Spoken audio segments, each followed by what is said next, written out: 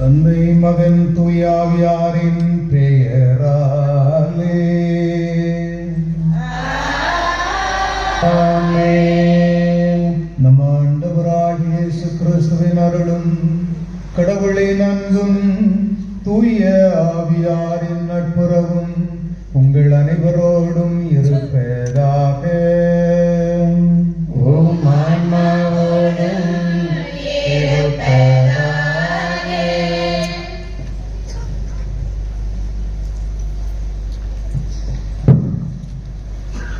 அன்பின் சேவையில் ஆண்டவன் கருணையில் அகிலம் மகிழ ஆயிரக்கணக்கான அதிசயங்கள் புரிந்து அருள் நிறைந்தவராக அகமகிழ்வோடு தன்னை ஆண்டவரிடம் ஒப்படைத்த நம் பாதுகாவலர் புனித அந்தோணியாரின் பெருவிழா திருப்பலிக்கு அனைவரையும் வாழ்த்தி வரவேற்கிறோம்.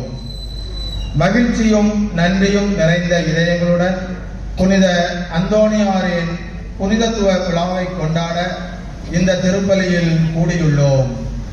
இன்று மகிழ்வுடன் நினைவு கூறும் புனித அந்தோணியார் கடவுளின் வார்த்தையை துணிவுடன் அறிவித்து அன்பும் சேவையும் நிறைந்த வாழ்வால் உலகிற்கு ஒளியாக விளங்கினார். அவரின் விசுவாசமும் அர்ப்பணிப்பும் நம் வாழ்வில் ஒளியாக விளங்கட்டும். கடவுளின் வார்த்தை தீபமாக எரிந்து அன்பின் நறுமணம் பரப்பியவர் நம் பாதுகாவலர். தாழ்மையின் பாதையில் நடந்த அவருடைய வாழ்வு இன்றும் நமக்கு ஒளி விளக்காக ஜொலிக்கிறது. அன்பு, தாழ்ச்சி, ஞானம் ஆகியவற்றின் உருவமாய் அற்புதங்கள் பல புரிந்து திருச்சபையின் ஒளி விளக்காய் விளங்கும் நம் பாதுகாவலர் மீது நாம் வைத்துள்ள அசைக்க முடியாத நம்பிக்கையின் வெளிப்பாடே இந்த பெருவிழா திருப்பலி. நற்கருணை மீது அளவிட முடியாத நம்பிக்கை கொண்டவர்தான் நம் புனிதர். தூய்மையின் லேலி மலர் நற்செய்தியை சொல்லாலும் செயலாலும் வாழ்வாலும் அறிவித்த இறை தூதுவர். அலகையை வென்றவர், குழந்தை இயேசுவை கையில் ஏந்தும் பாக்கியம் பெற்றவர். ஏழ்மையில் எப்பொழுதும் மகிழ்ந்திருந்தார். தன் வாழ்நாளில் எண்ணிலடங்கா அதிசயங்கள் புரிந்தவர். இன்றும் நமக்கு ஒரு வாழும் முன்மாதிரியாக இருக்கின்றார். கடவுள் மீது உறுதியான நம்பிக்கை வைத்து அர்ப்பண வாழ்வு வாழ்ந்ததால் அவரின் புனித வாழ்வு முழுமை பெற்றது. அவரை பாதுகாவலராக ஏற்ற நாமும் கடவுளின் வார்த்தையை கேட்டு அதன்படி வாழும் வரம் வேண்டுவோம். நம் குடும்பங்களில் இறைவனின் ஆசீர்வாதத்தை வேண்டுவோம். நம் குறைகளையும் பாவங்களையும் உணர்ந்து மனம் திரும்பிய இதயத்துடன் நம்மை இறைவனிடம் ஒப்படைப்போம். மகிழ்ச்சியுடனும் நன்றியுடனும் இத்திருப்பலியில் இணைவோம். அன்புக்குரியவர்களே, பல்வேறு எதிர்பார்ப்புகளோடும் எண்ணங்களோடும் சிந்தனைகளோடும் கவலைகளோடும் இந்த ஆலயத்தை தேடி நாம் வந்திருக்கிறோம்.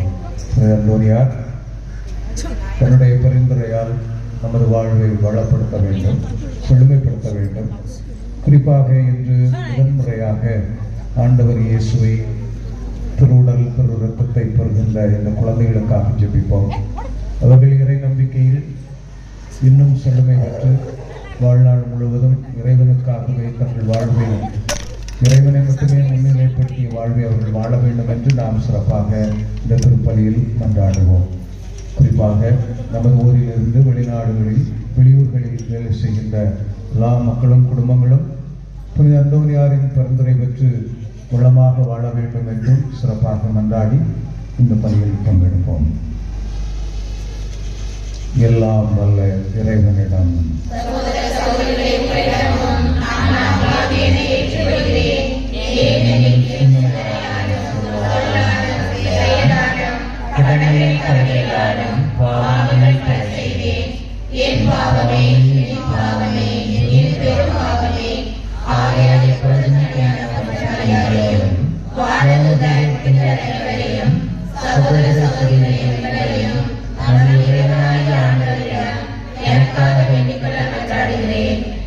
எல்லாம் வல்ல இறைவன் நம்மீது அன்பு வைத்து நமது பாவங்களை எல்லாம் மன்னித்து நம்மை நிலை வாழ்வுக்கு அழைத்துச் செல்வாராக.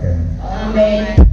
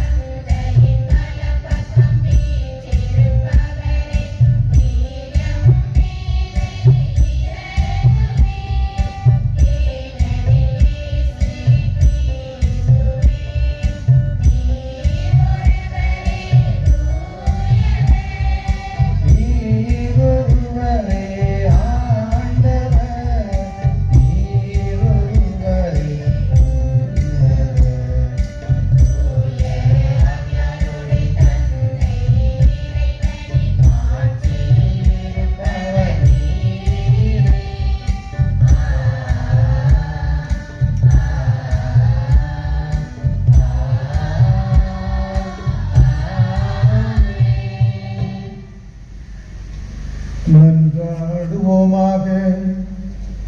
என்றென்றும் உள்ள எல்லாம் வல்ல இறைவா, தூய அந்தோனியாரை தலை சிறந்த போதகராகவும் எங்கள் தேவைகளில் பரிந்து பேசுபவராகவும் விசுவாசபுரம் இறை மக்களாகிய எங்களுக்கு பாதுகாவலராகவும் உம்மக்களாகிய எங்களுக்கு வழங்கியுள்ளேரே. அதனால் அவரது உதவியால் நாங்கள் கிறிஸ்தவ வாழ்வின் நெறிகளை கடைபிடிக்கவும் எங்களுக்கு நேரிடும் இன்னல்களிலெல்லாம் உமது உதவியை கண்டுணரவும் செய்வீராக. உம்மோடு தூயாவின் ஒன்றிப்பில் இறைவனாய் என்றென்றும் வாழ்ந்து ஆட்சி செய்கின்றவர் வழியாக உம்மை மன்றாடுகிறோம்.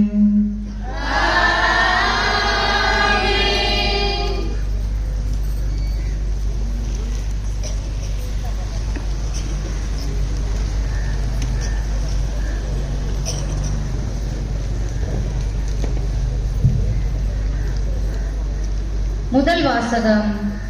ஆண்டவர் எனக்கு அருள் பொழிவு செய்துள்ளார். நற்செய்தியை அறிவிக்க என்னை அனுப்பியுள்ளார். இறைவாக்கினர் எசாயா நூலிலிருந்து வாசகம். அதிகாரம் 61, இறை வார்த்தைகள் 1 முதல் 3 முடிய. ஆண்டவராகிய என் தலைவரின் ஆவி என் மேல் உள்ளது, ஏனெனில் அவர் எனக்கு அருள் பொழிவு செய்துள்ளார். ஒடுக்கப்பட்டோருக்கு நற்செய்தியை அறிவிக்கவும், உள்ளம் உடைந்தோரை குணப்படுத்தவும், சிறைப்பட்டோருக்கு விடுதலையை பறைசாற்றவும், கட்டுண்டோருக்கு விடிவை தெரிவிக்கவும் என்னை அனுப்பியுள்ளார். ஆண்டவர் அருள் தரும் ஆண்டினை முழங்கவும், நம் கடவுள் அநீதிக்கு பழிவாங்கும் நாளை அறிவிக்கவும், துயருற்று அழுவோருக்கு ஆறுதல் அளிக்கவும், சீயோனில் அழுவோருக்கு ஆவண செய்யவும், சாம்பலுக்கு பதிலாக அழகு மாலை அணிவிக்கவும், புலம்பலுக்கு பதிலாக மகிழ்ச்சி தைலத்தை வழங்கவும், நலிவுற்ற நெஞ்சத்திற்கு பதிலாக புகழ் என்னும் ஆடையை கொடுக்கவும் என்னை அனுப்பியுள்ளார். நேர்மையின் தேவதாருகள் என்றும் தாம் மாற்றியுறுமாறு ஆண்டவர் நட்டவை என்றும் அவர்கள் பெயர் பெறுவர். ஆண்டவரின் அருள்வாக்கு. இறைவனுக்கு நன்றி.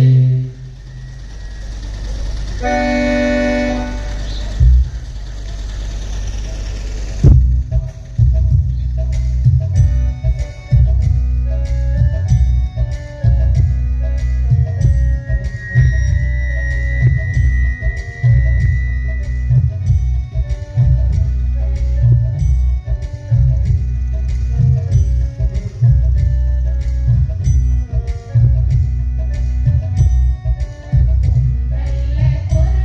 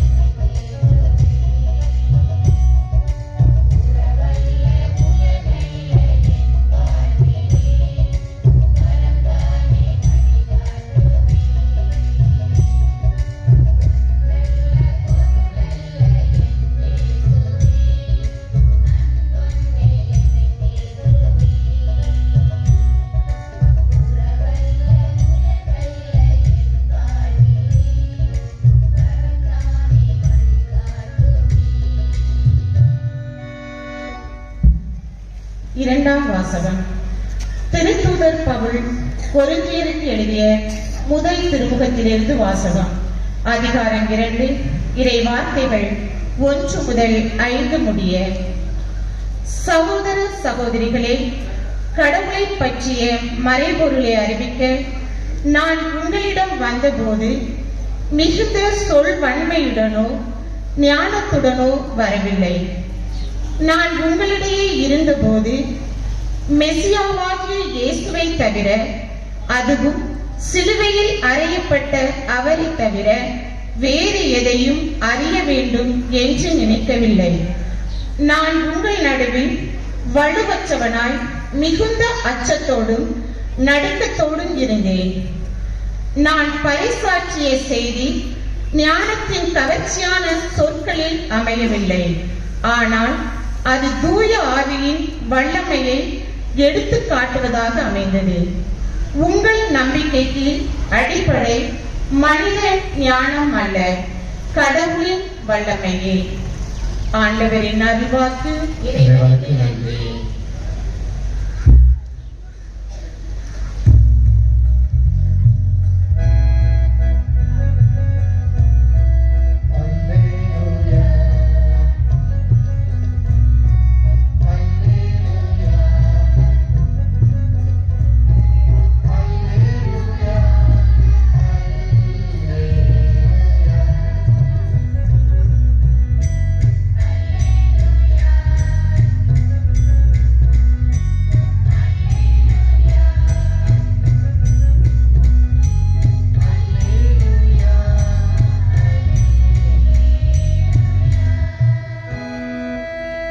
ஏழைகளுக்கு நற்செய்தி சொல்லவும், சிறைப்பட்டோர் விடுதலை அடைவன் அறிவிக்கவும் ஆண்டவர் என்னை அனுப்பினார்.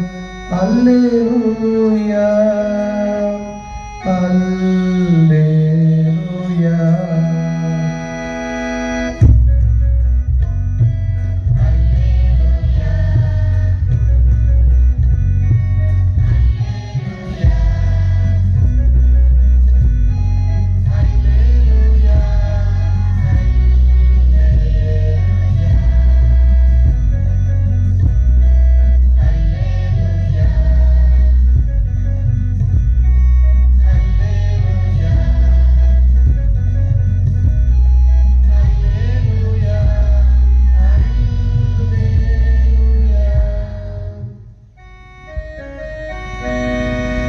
ஆண்டவர்களோடு இருப்பாராக.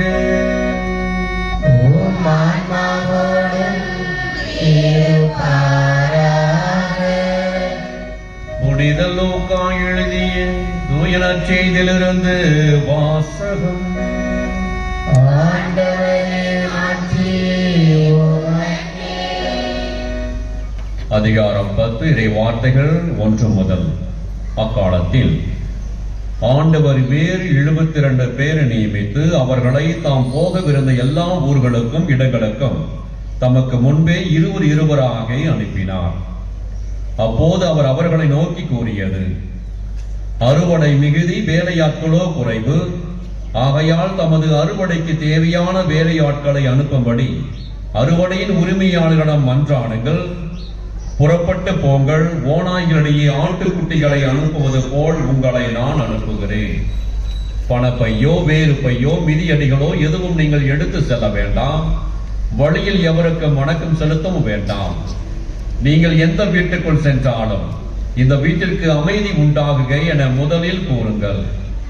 அமைதி விரும்புவர் அங்கு இருந்தால் நீங்கள் வாழ்த்தி கூறிய அமைதி அவர்களிடம் தங்கும். இல்லாவிட்டால் அது உங்களிடமே திரும்பிவிடும். அவர்களிடம் உள்ளதை நீங்கள் உண்டு குடைத்து அந்த வீட்டிலேயே தங்கி இருங்கள். ஏனெனில் வேலையாளர் தம் கூலிக்கு உரிமை உடையவரே. வீடு வீடாய் செல்ல வேண்டாம். நீங்கள் செல்லும் ஊரில் உங்களை ஏற்றுக்கொண்டால் உங்களுக்கு பரிமாறுவதை உண்ணுங்கள். அங்கு உடல் நலம் குன்றியோரை குணமாக்கி இறையாட்சி அவர்களை நெருங்கி வந்துவிட்டது என சொல்லுங்கள். இது ஆண்டவரின் அருள் வாக்கு. கிறிஸ்துவே உமக்கு புகழ்.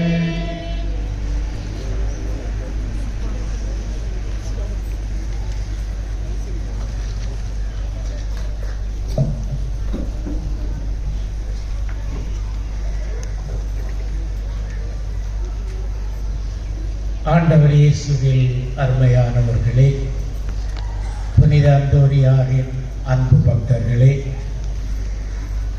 திருவிழா கொண்டாடும் விசுவாசபுரம் இறை மக்கள் அனைவருக்கும், பங்கு தந்தையர்கள், இருக்கின்ற அருட்தந்தையர்கள், அருட்சகோதரிகள் அனைவருடைய சார்பில் இறை ஆசி நிறைந்த திருவிழா வாழ்த்துக்களை மகிழ்வோடு தெரிவித்துக் கொள்கின்றேன். ஆண்டவருடைய வார்த்தையை நாம் கேட்டோம், அதை ஆழ்ந்து நாம் சிந்திப்போம். அது நம்முடைய வாழ்க்கை பாதைக்கு வெளிச்சத்தை கொடுக்கும். நம்முடைய வாழ்க்கை பயணமும் இனிதாக இருக்கும். எனவே நாம் கேட்ட வாசகங்களை இன்று நாம் சிந்திப்போம். ஏனென்றால் இந்த வாசகங்களை வாழ்ந்து காட்டியவர்தான் நம்முடைய புனிதர். ஆகவே அவர் வாழ்ந்து காட்டிய அந்த வாசகங்களை இப்பொழுது கேட்ட நாம் ஆழ்ந்து அதை சிந்திப்போம், மனதில் இருத்தி தியானிப்போம், அதை வாழ்வாக்குவோம். நம்முடைய வாழ்க்கை பாதையில் இருக்கின்ற இருள் அனைத்தும் அகன்று அதிசயங்களும் அற்புதங்களும் நிறைந்த ஒரு இனிய வாழ்வாக அமையும். இன்றைய முதல் வாசகத்தில் நீங்கள் கேட்டீர்கள், எசாயா இறைவாக்கினர் திருநூலில் இருந்து வாசிக்க கேட்டீர்கள். ஆண்டவருடைய ஆவி என் மேல் உள்ளது என்று தொடங்கியவர் தன்னுடைய வாழ்வில் எத்தகைய இறை அனுபவத்தை நாம் பெற முடியும், அதிசயங்களை காண முடியும் என்பதை எல்லாம் எசாயா இறைவாக்கினர் சொல்லுகின்றார். கடவுளை நம் சார்பில் நம்மோடு வைத்துக் கொண்டால் நம்முடைய வாழ்வில் அதிசயங்கள் அற்புதங்கள் நிகழும் என்பதை எசாயா இறைவாக்கினர் வழியாக நாம் வாசிக்க கேட்டோம். இரண்டாவது வாசகத்தில் இந்த ஒரு அதிசயங்களும் அற்புதங்களும் இறை அனுபவமும் கடவுள் நம் சார்பில் இருக்கின்ற அனுபவமும் நற்செய்தியை வெளிப்படுத்துவதில் நமக்கு ஒரு பெரும் நிறைவை தருகின்றது என்பதை நாம் பவுலடியார் வழியாக அறிந்தோம். மூன்றாவதாகவும் அதே கருத்தையே நற்செய்தியில் நாம் வாசிக்க கேட்டோம். நாம் நற்செய்தி பணியில் ஈடுபடும் பொழுது, இயேசுவை வெளிப்படுத்தும் பொழுது, நம்முடைய வாழ்வால், நம்முடைய செயலால், நம்முடைய சொல்லால் வெளிப்படுத்தும் பொழுது, இயேசுவை அறிக்கையிடும் பொழுது நம்முடைய வாழ்வில் அதிசயங்களையும் அற்புதங்களையும் காண முடியும். ஏனென்றால் இறைவன் நம்மோடு இருக்கின்றார் என்ற அனுபவத்தை நாம் வெளிப்படுத்துவதுதான் மறைபரப்பு பணி. ஆகவே இந்த ஒரு சிந்தனையில் கடவுள் அதிசயங்களையும் அற்புதங்களையும் நம்முடைய வாழ்வில் நிகழ்த்தி காட்ட வேண்டும் என்றால் இறைவனை நம்மோடு வைத்துக் கொள்ள வேண்டும் என்பதுதான் நம்முடைய புனிதருடைய அனுபவம். யார் யார் இறைவனை தங்களோடு வைத்துக் கொண்டார்களோ அவர்கள் வாழ்வில் அதிசயங்களும் அற்புதங்களும் நடைபெறும். பவுலடியார் இதைத்தானே தன்னுடைய அனுபவமாக 2 முறை 2 சபை மக்களுக்கு வெளிப்படுத்துகின்றார். கிறிஸ்துவின் அன்பிலிருந்து என்னை பிரிப்பது எது? கடவுளோடு உள்ள நெருக்கம், இயேசுவோடு அவருக்குள்ள அனுபவம் தான் இந்த வார்த்தையை சொல்ல தூண்டியது. கிறிஸ்துவின் அன்பிலிருந்து என்னை பிரிக்கக்கூடியது எது? வேதனையோ, நெருக்கடியோ, இன்னலோ, பட்டினியோ, ஆடையின்மையோ, இடரோ, சாவோ எதுவும் என்னை பிரிக்க முடியாது. இதுதான் அற்புதமான வாழ்க்கை, அதிசயமான வாழ்க்கை. கடவுளை நம் சார்பில் நாம் வைத்துக் கொள்ளும் பொழுது எதுவும் நம்மை பிரிக்க முடியாது. ஆகவே அதிசயமும் அற்புதமும் நிறைந்த ஒரு வாழ்வாக நம் ஒவ்வொருவருடைய வாழ்வும் அமைய வேண்டும் என்றால் நற்செய்தி வாசகம் நமக்கு சொல்லுவது இறை அடியார்கள் நமக்கு சொல்லுவது, புனிதர் அந்தோனியார் நமக்கு சொல்லுவது என்ன? கடவுளை உங்கள் சார்பில் வைத்துக் கொள்ளுங்கள், உங்களோடு வைத்துக் கொள்ளுங்கள், இறை வல்லமையை உங்களில் நிறைத்துக் கொள்ளுங்கள், ஆண்டவருடைய ஆவியை நிறைந்தவர்களாக இருங்கள்.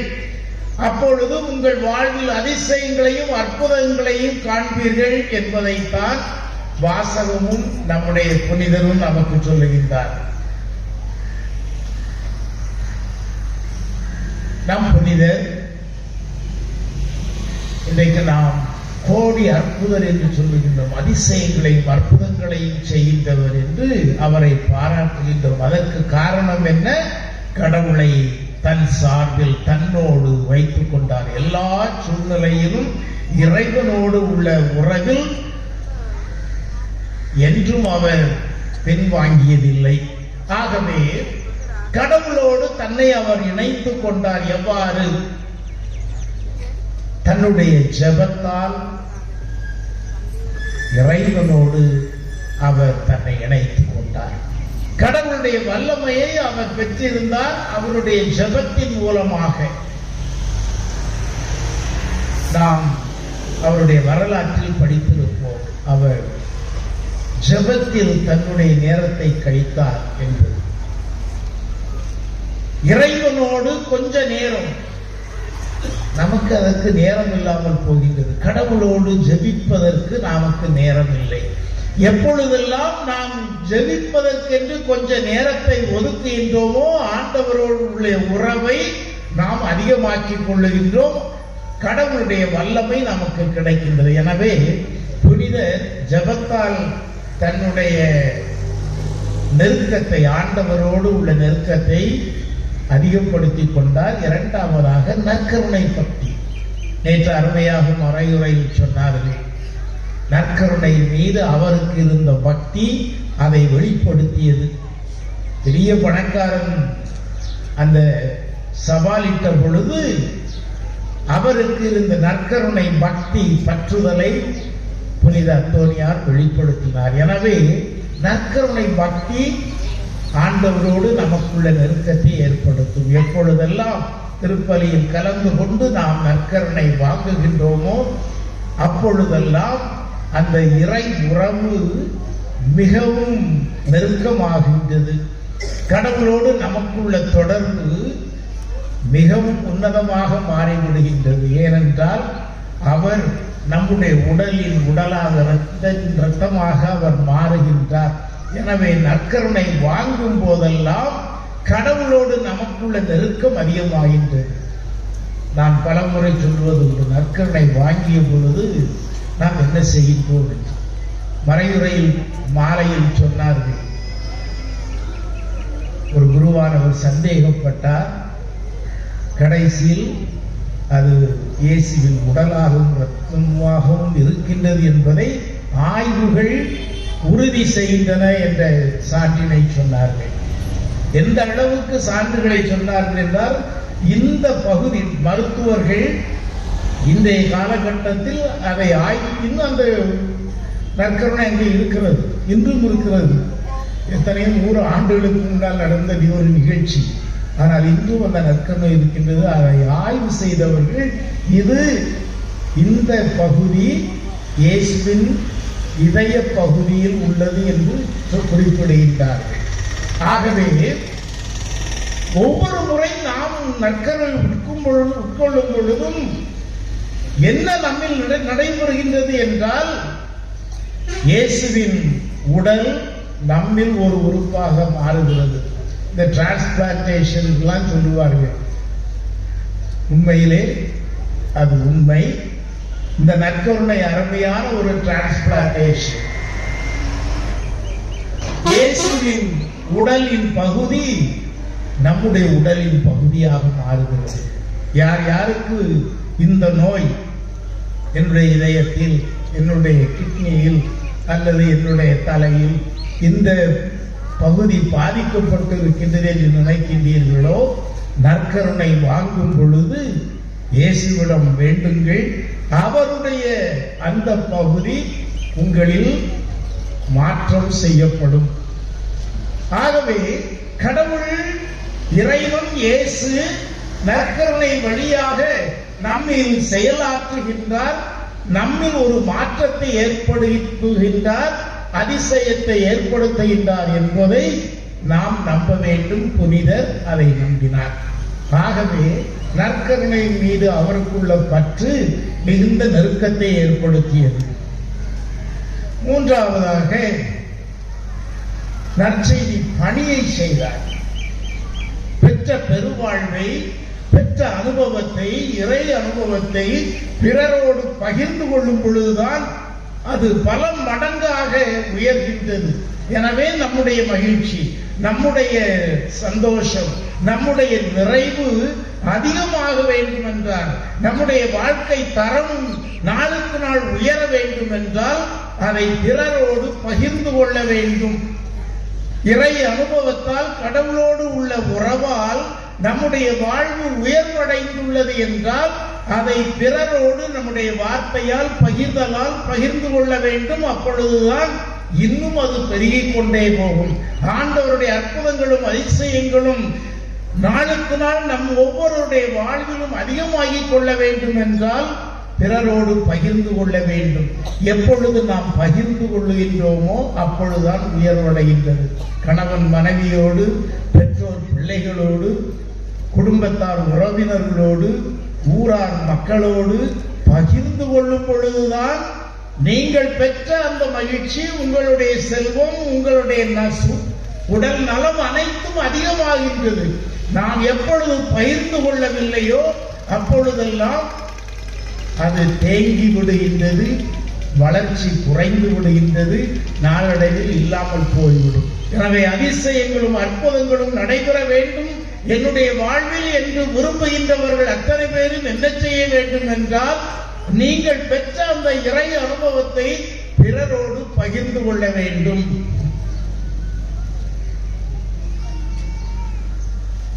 அன்புக்குரியவர்களே, இந்த விழுமியங்களை எல்லாம் தன்னுடைய வாழ்வில் செயல்படுத்தியவர் தான் புனித அந்தோனியார். அவருடைய வாழ்வில் பல நிகழ்ச்சிகளை நாம் கேள்விப்பட்டிருக்கின்றோம். லிஸ்பன் நகரில் உள்ள பாரிசோ என்ற ஒரு சிறுவன் தன் பெற்றோருடைய அனுமதியின்றி அவன் நண்பர்களோடு ஒரு படகு பயணத்திற்கு சென்றான். துரதிருஷ்டவசமாக அந்த படகு கவிழ்ந்தது. அவன் இறந்து போனான். நண்பர்கள் ஒரு சிலர் வந்து சேர்த்தனர், கரை சேர்த்தனர் நீட்டி. ஆனால் இந்த பாரிசோ அப்பா அம்மாட்ட சொல்லாம அங்க போனவன் துர்பாகியமாக இறந்து போகின்றான். புனித அந்தோனியாருக்கு இந்த செய்தி சொல்லப்படுகின்றது. அவர் உறவுகள் பகிர்ந்து கொள்கின்றார்கள், பையன் இறந்து போனானே என்று. புனித அந்தோனியார் அருமையாக ஜெபம் செய்கின்றார். தனக்குள் ஆண்டவரோடு உள்ள நெருக்கத்தில் அவர் ஜெபிக்கின்றார்.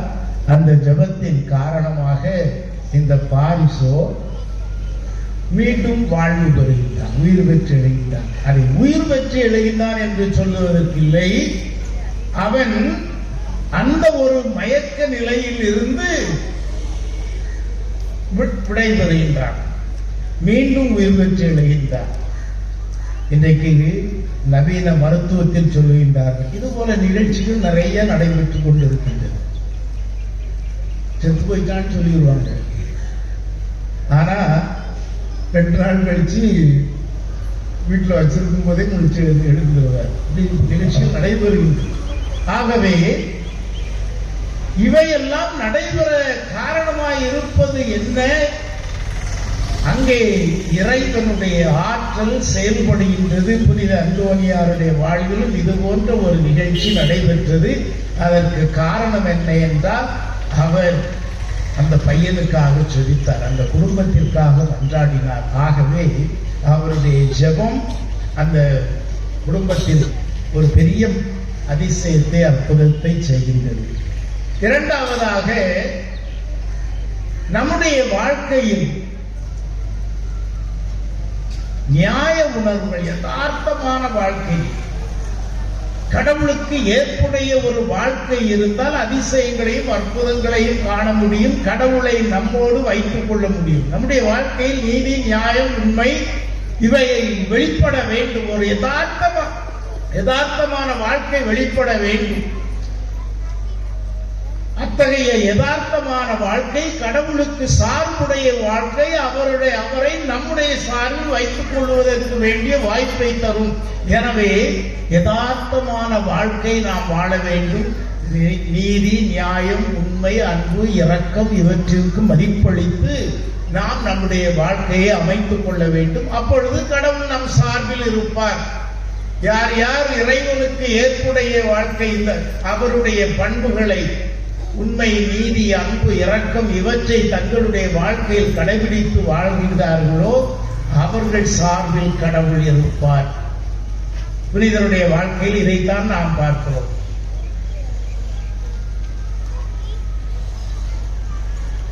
அந்தோனியார் வாழ்ந்த அந்த ஊரில் அவருடைய அப்பாவுடைய வீடு இருக்கிறது. பக்கத்தில் உள்ள ஒரு தோட்டம், அங்கெல்லாம் அப்படிலாம் வரிசையா வீடு இருக்காது, ஒரு எஸ்டேட் மாதிரி தான் போட்டு வீடுகள் இருக்கும். இல்லை அந்த காலத்திலே அவருடைய புனித அந்தோனியாருடைய தகப்பனாருடைய பக்கத்தில் வீட்டில் உள்ளவர்கள் 2 பேருக்கும் சண்டை. அந்தோனியாருடைய அப்பாவுக்கும் அதில் தொடர்பு கிடையாது. இவங்க 2 பேருக்கும், பக்கத்தில் உள்ளவங்க 2 பேருக்கும் சண்டை, பரப்பு தகராறு. கடைசியில் என்ன எதில் முடிகின்றது என்றால் ஒருவன் மற்றவரை கொன்று விடுகின்றான். கொன்று அவருடைய அந்த உடலை அந்தோனியாருடைய அப்பா மாற்றி அவருடைய தோட்டத்தில் புதைச்சார். பிரச்சனை இப்போ வேற விதமாக மாறி விடுகின்றது. காவல்துறை வழக்கு பதிவு செய்தது. அவருடைய தோட்டத்தில் புதைக்கப்பட்ட காரணத்தினால் அந்தோனியாருடைய அப்பா மார்ட்டின் நீதிமன்ற காவலுக்கு எடுத்து செல்லப்படுகிறார்.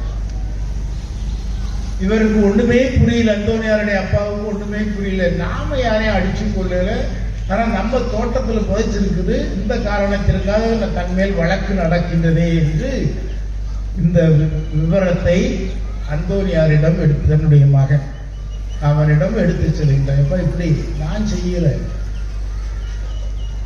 யாரோ அதை அடிச்சு கொண்டு புதைச்சிருக்கேன், நம்ம தோட்டத்துல புதைச்சிட்டாங்க, இப்ப நான் மாட்டிக்கிட்டு இருக்கிறேன் அப்படின்னு சொன்ன உடனே அந்தோனியார், சரி இந்த நீதிமன்ற விசாரணை என்றைக்கு நடக்குது என்று சொல்லுங்கள், நான் பேசுகிறேன் அப்படின்னு சொல்லி நீதிமன்ற விசாரணை நடக்கின்ற பொழுது அந்தோனியார் அங்க பேசுகிறார். அவரு உயிரோடு இருக்கும்போதுதான் அங்க பேசுகிறார். அப்ப நீதிபதியிடம் சொல்லுகின்றார், எங்க அப்பா ஒண்ணுமே செய்யல, எங்க அப்பா நல்லவர், நீதிமான், நியாயம், நீதி, உண்மை, அன்பு, இரக்கம் இவற்றை கடைபிடித்து வாழ்பவர், ஆகவே அவர் செய்யவில்லை. சான்று என்ன இருக்கு, உங்க தோட்டக்குள்ளாரு புதைச்சிருக்கு. நீதிபதி கேட்கிறார், வாங்க எங்க தோட்டத்துல போய் அந்த ஆலையில கேட்போம் அப்படின்னு சொல்லி கூட்டிட்டு போய் கடைசியில் அங்க பேசும் பொழுது அந்த இறந்த ஆள் எழுந்து, இவர் கொண்டது என் பக்கத்து தோட்டத்துக்காரன்னு சொல்றார்.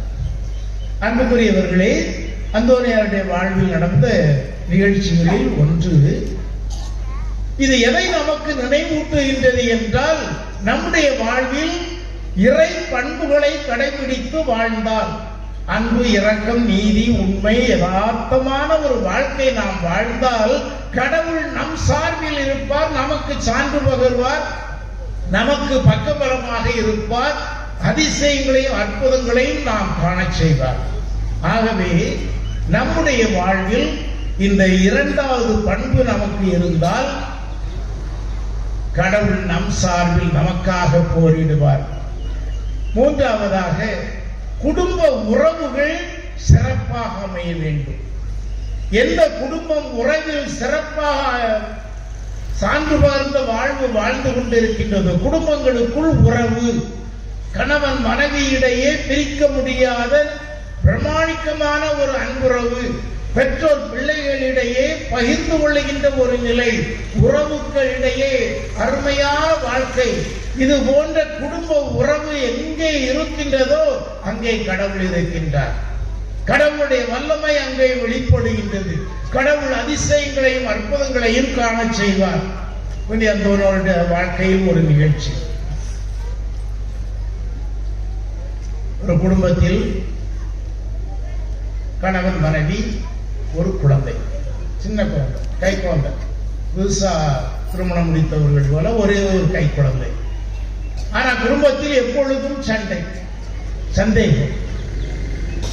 அந்த சந்தேகத்தில் கணவன் என்ன செய்கின்றான்? மனைவியை விலக்கிவிட முயற்சி செய்கின்றான். எப்பொழுதும் சண்டை, வாக்குவாதம், குடும்பத்தில் நிம்மதி இல்லை. எனவே அந்த ஒரு சூழ்நிலையில் இந்த பிரச்சனை அவருடைய மனைவி ஊர் மக்களிடம் பஞ்சாயத்துக்கு கொண்டு வருகிறார். பஞ்சாயத்தில் இந்த கதை பேசப்படுகின்றது. கணவன் மனைவியிடையே எப்பொழுதும் சண்டை. ஆகவே மனைவியை விலக்கி விடுவதற்கு அவன் முயற்சி செய்கிறான். மனைவி நான் நிரபராதி, நான் பிரமாணிக்கமானவள் என்பதை நிரூபிக்கின்றாள். ஏற்றுக்கொள்ளப்படவில்லை. ஆகவே பஞ்சாயத்தார் முடிக்கின்றார்கள். என்ன செய்வது? இந்த ஒரு சூழ்நிலையில் விவரம் அந்தோனியாரிடம் கொண்டு வரப்படுகின்றது. அந்தோனியார் அந்த பிரச்சனையை கையாளுகின்றார். அவ்வாறு அவர் கையாளும் பொழுது அந்த குழந்தை, கையில் இருக்கின்ற பால்குடி குழந்தை, அந்த குழந்தையிடம் உங்க அப்பா யாரு, உங்க அப்பா யாரு என்று கேட்கின்றார். அந்த குழந்தை கையை காட்டுகிறது, இதுதான் என்னுடைய அப்பான்னு சொல்லி. இவனுக்கு அதிர்ச்சியில் ஆழ்ந்து போய்தான் அவர். அன்புக்குரியவர்களே, அந்த மனைவி பிரமாணிக்கமாக வாழ்ந்து வருகின்றால், கணவன் சந்தேகப்படுகின்றான். ஆனால் அந்த பிரச்சனையை அந்தோனியார் தீர்த்து வைக்கின்றார். இது நமக்கு எதை உணர்த்துகின்றது என்றால், நம்முடைய குடும்ப உறவுகள் சுமூகமானதாக, பிரமாணிக்கமானதாக இருக்கும் பொழுது இறைவன் நம்முடைய சார்பில் இருப்பார். நம்முடைய வாழ்க்கையில் அதிசயங்களையும் அற்புதங்களையும் நாம் காண செய்வார். ஆகவே அன்புக்குரியவர்களே, திருவிழா கொண்டாடும் இந்நாளில் ஆண்டவருடைய வார்த்தையை கேட்ட நாம், புனிதருடைய வரலாற்றை சிந்தித்த நாம், நம்முடைய வாழ்க்கையிலும் கடவுளை எப்பொழுதும் நம்முடைய சார்பில் வைத்துக் கொள்வோம். நம்மோடு இறை வல்லமையை நிறைத்துக் கொள்வோம். கடவுளுடைய ஆற்றலால் நம்முடைய வாழ்வை நிறைத்துக் கொள்வோம். நம்முடைய வாழ்வில் அதிசயங்களும் அற்புதங்களும் நடைபெறும்.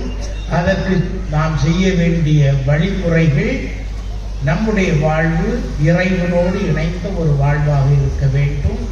நம்முடைய குடும்ப வாழ்வு பிரமாணிக்கம் நிறைந்த ஒரு வாழ்வாக இருக்க வேண்டும். கணவன், மனைவி, பெற்றோர், பிள்ளைகளிடையே சுமூகமான உறவு இருந்தால் கடவுள் அங்கே செயல்படுவார். நம்முடைய வாழ்க்கை யதார்த்தம் நிறைந்த வாழ்வாக இருந்தால், நியாயம், நீதி, உண்மை, தர்மம் இவற்றில் நிறைந்த ஒரு வாழ்க்கையாக இருந்தால் கடவுளுடைய வல்லமை நம்மில் நிறைந்திருக்கும். அதிசயங்களையும் அற்புதங்களையும் நாம் காண முடியும். நம்முடைய வாழ்வில் நாம் கடவுளை நம்மோடு வைத்துக் கொண்டால் அவர் அனைத்தையும் பார்த்துக் கொள்வார். நிச்சயம் நம்முடைய வாழ்வில் வெற்றி அமையும். எனவே அன்புக்குரியவர்களே, திருவிழா வாழ்த்துக்களை தெரிவிக்கின்ற இந்த வேளையில் கடவுள் உங்களோடு இருந்து நிறைவான ஒரு வாழ்வை வழங்க வேண்டும் என உங்களுக்காக ஜெபிக்கின்றோம். அனைவரும் இணைத்து மன்றாடுவோம்.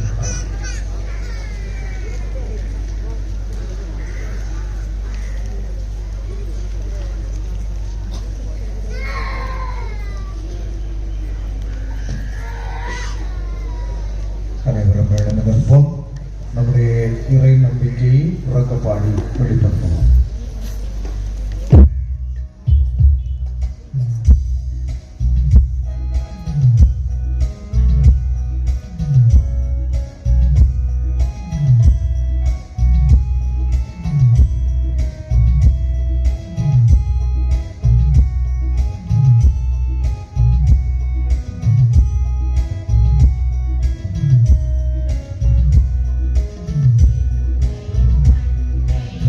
Thank you.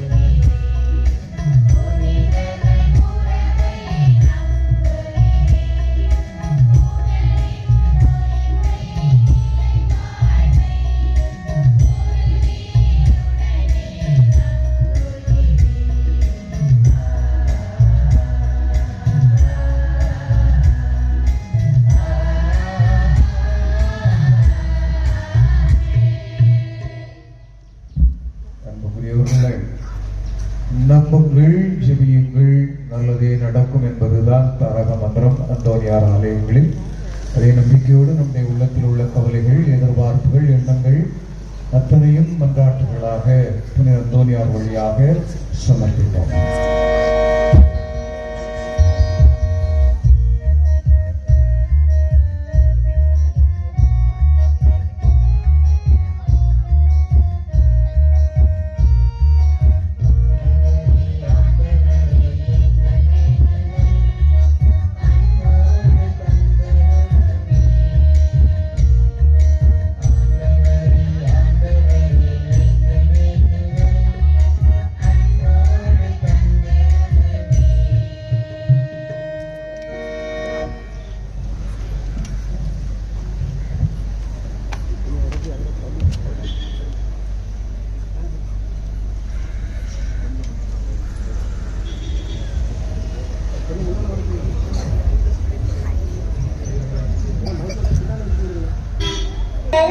போல் எழும் எங்கள் இறைவா, எங்கள் ஆன்மீக வாழ்வின்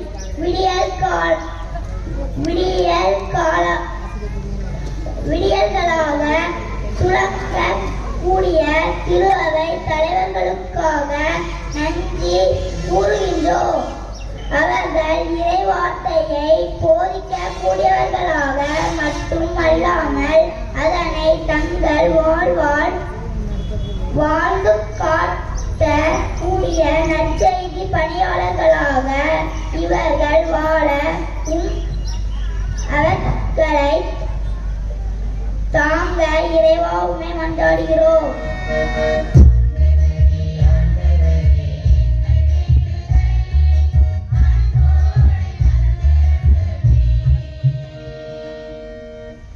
உனக்கு நலமான வாழ்வு துளிர்க்கும் என்ற அன்பு இறைவா, எம் தாய் திருநாட்டின் நலமான வாழ்வுக்காய் திட்டமிடக்கூடிய நாட்டு தலைவர்களுக்காக மன்றாடுவோம். இயற்கை வளங்களை பாதுகாக்கவும் நலிந்த தொழில்களுக்கு மறுமலர்ச்சி கொடுப்பதும் நம் கடமை என்பதை உணர்ந்து நலத்திட்ட பணிகள் செய்து மக்களை பாதுகாத்திட அவர்களுக்கு ஞானம் அருள இறைவா உம்மை மன்றாடுகிறோம்.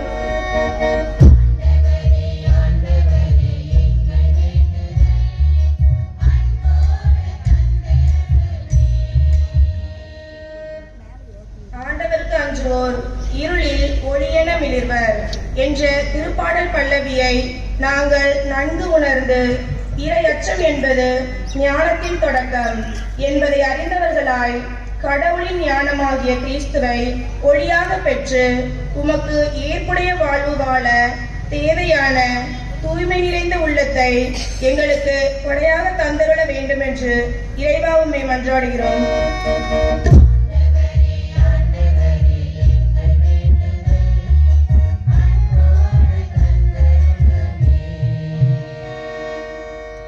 நானே வானினின்று இறங்கி வந்த உயிருள்ள உணவு என்று மொழிந்த எம் அன்பு இயேசுவே, இன்று உம்மை முதல் முறையாக உள்ளத்தில் ஏந்தும் சிறுவர்களுக்காக மன்றாடுவோம்.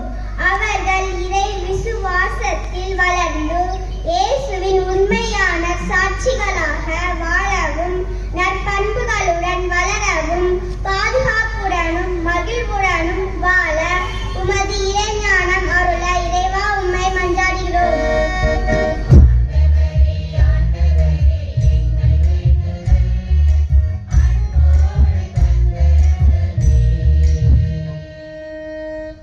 இன்று நம் பாதுகாவலர் புனித அந்தோனியாரின் விழாவை கொண்டாடும் எம் ஊர் மக்கள் புனித அந்தோனியாரின் பரிந்துரையால் தங்கள் ஆன்மீக வாழ்வை புதுப்பித்து குடும்பங்கள் விசுவாசத்திலும் அன்பிலும் நிலைத்து வாழவும், தேவைப்படுவோருக்கு உதவும், இரக்கமுள்ள இதயம் பெறவும், தொழில் வளம் பெருகி எங்கள் குடும்பங்கள் புனித அந்தோனியாரின் பாதுகாப்பில் சமாதானமாக வாழ இறையருள் பொழிந்திட இறைவா உம்மை மன்றாடுகிறோம்.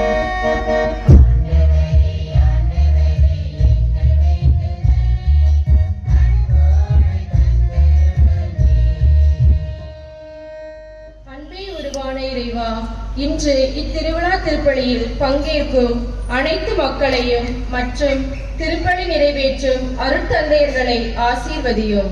நாங்கள் எம் புனிதரின் பாதுகாவலில் உமது அன்பை பிரதிபலிக்கவும் இறை நம்பிக்கை பெற்று எளிய தாழ்ச்சியான வாழ்வு வாழ உமது ஆசீர் பொழிந்திட இறைவா உம்மை மன்றாடுகிறோம்.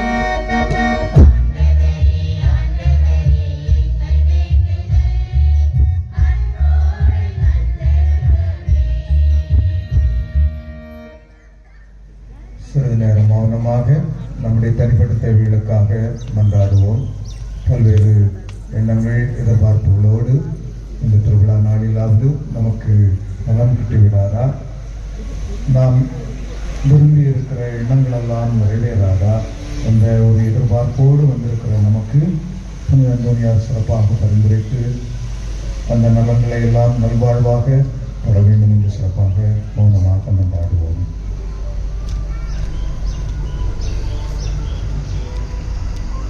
அன்பின் இறைவா, விசுவாசபுரத்திலே புனித அந்தோனியாரின் திருவிழாவை கொண்டாடும் நாங்கள் உம்மிடம் நம்பிக்கையோடு அளித்து ஜெபித்த மன்றாட்டுகளுக்கெல்லாம் நீர் செவி சாய்த்து கனிவுடன் இரக்கம் தந்து எங்கள் வாழ்வை வளப்படுத்தி அருள்வீராக. எங்கள் ஆண்டவராகிய இயேசு கிறிஸ்து வழியாகவும் எம் பாதுகாவலரான புனித அந்தோனியார் வழியாகவும் உம்மை கெஞ்சி மன்றாடுகிறோம்.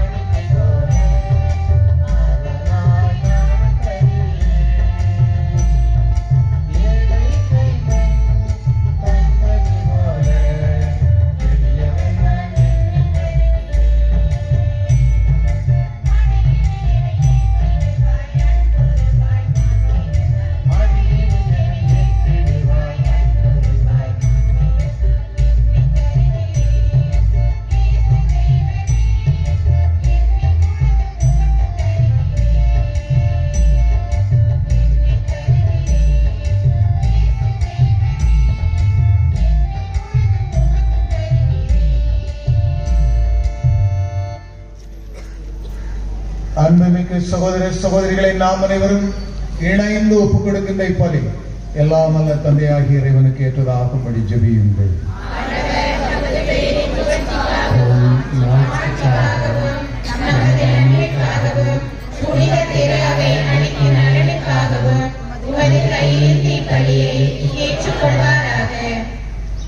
கனிவுமிக்க இறைவா, பழைய மனிதனை களைந்து உமது சாயலுக்கு ஏற்றவாறு புதிய மனிதனை புனித அந்தோனியாரில் உருவாக்கி திருவிழம் கொண்டீரே. அதனால் நாங்களும் அவரை போன்று புதுப்பிக்க பெற்று உமக்கு ஒப்பளிக்கும் ஏற்புடைய பலிப்பொருட்களை ஒப்புக் கொடுக்க கனிவுடன் அருள்வீராக. எங்கள் ஆண்டவராகிய கிறிஸ்து வழியாக உம்மை மன்றாடுகிறோம். ஆமென். ஆண்டவர் உங்களோடு இருப்பாராக. உம் ஆன்மாவோடும் இருப்பாராக. இதயங்களை ஆண்டவரிடம் எழுப்புங்கள். ஆண்டவரிடம் எழுப்பியுள்ளோம். நம் இறைவனாகிய ஆண்டவருக்கு நன்றி கூறுவோம். அது தகுதியும் நீதியுமானது. ஆண்டவரே, தூயவரான தந்தை, என்றும் உள்ள எல்லாம் வல்ல இறைவா, எங்கள் ஆண்டவராகிய கிறிஸ்து வழியாக எந்நாளும் எவ்விடத்திலும் நாங்கள் உமக்கு நன்றி செலுத்துவது மெய்யாகவே தகுதியும் நீதியுமாகும். எங்கள் கடமையும் மீட்புக்குரிய செயலுமாகும். ஏனெனிலும் புனிதரான புனித அந்தோனியாரின் வித்தகு சாட்சியத்தால் உமது திரு அவை என்னும் புதிய ஆற்றல் பெற்று வளமடைகிறது. இவ்வாறு எங்கள் மீது நீர் கொண்டிருக்கும் பரிவன்பை தெள்ளத் தெளிவாக காட்டுகின்றேன். மேலும் எங்களது வீட்டின் மறை நிகழ்வை நாங்கள் நிறைவேற்றுவதில் இப்புனிதரின் சிறப்புமிக்க எடுத்துக்காட்டால் துண்டப் பெற்று அவரது பரிந்துரையால் என்றும் ஊக்கம் பெறவும் அருளுகின்றேன். ஆகவே ஆண்டவரே, வானதூதர் புனிதர் அனைவரோடும் நாங்களும் சேர்ந்து உமது பெருமையை பறைசாற்றி அக்களிப்புடன் பாடுவதாவது: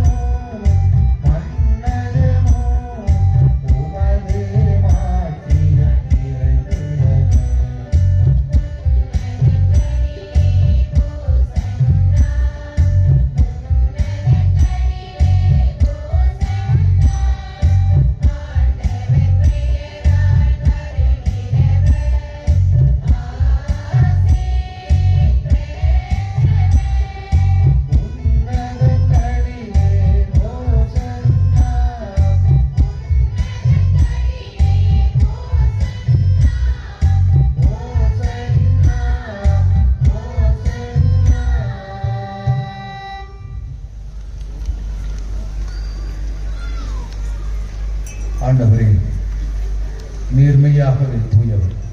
உம்முடைய படைப்புகள் எல்லாம் உம்மை புகழ்வது தகுமே. ஏனெனில் உம் திருமகனாகிய எங்கள் ஆண்டவர் இயேசு கிறிஸ்து வழியாக தூயாவியாரின் செயலாற்றலால் அனைத்தையும் உய்வித்து தூய்மைப்படுத்துகின்றேன். கதிரவன் தோன்றி மறையும் வரை உமது பெயருக்கு தூய காணிக்கை ஒப்பு கொடுக்குமாறு உமக்கென மக்களை இடையராது ஒன்று சேர்த்து வருகின்றேன். ஆகவே ஆண்டவரே, உமக்கு அர்ப்பணிக்க நாங்கள் கொண்டு வந்துள்ள காணிக்கைகளை அதே ஆவியால் தூய்மைப்படுத்த உம்மை தாழ்மையுடன் மன்றாடுகிறோம். இவ்வாறும் திருமகனாகிய எங்கள் ஆண்டவர் இயேசு கிறிஸ்துவின் உடலாகவும் இரத்தமாகவும் இவை மார்பனவாக அவர் படித்தவாறே மறை நிகழ்வுகளை கொண்டாடுகின்றோம். ஏனெனில் அவர் காட்டி கொடுக்கப்பட்ட இரவில் அப்பத்தை எடுத்து உமக்கு நன்றி செலுத்தி ஆசி வழங்கி அதை பெற்று தம் சீடர்களுக்கு அளித்து அவர் கூறியதாவது: அனைவரும் இதிலிருந்து பெற்று உண்ணுங்கள், ஏனெனில் இது உங்களுக்காக கையளிக்கப்படும் என் உடல்.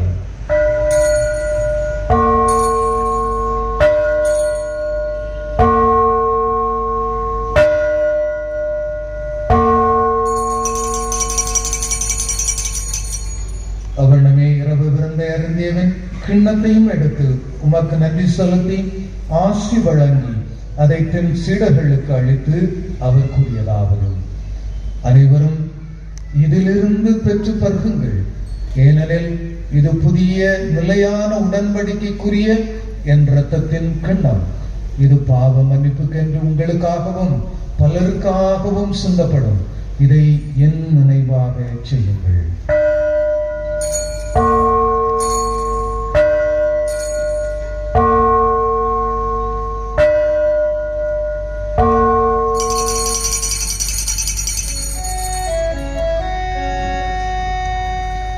எல்லாம் இறை நம்பிக்கையின் மறை பொருள்.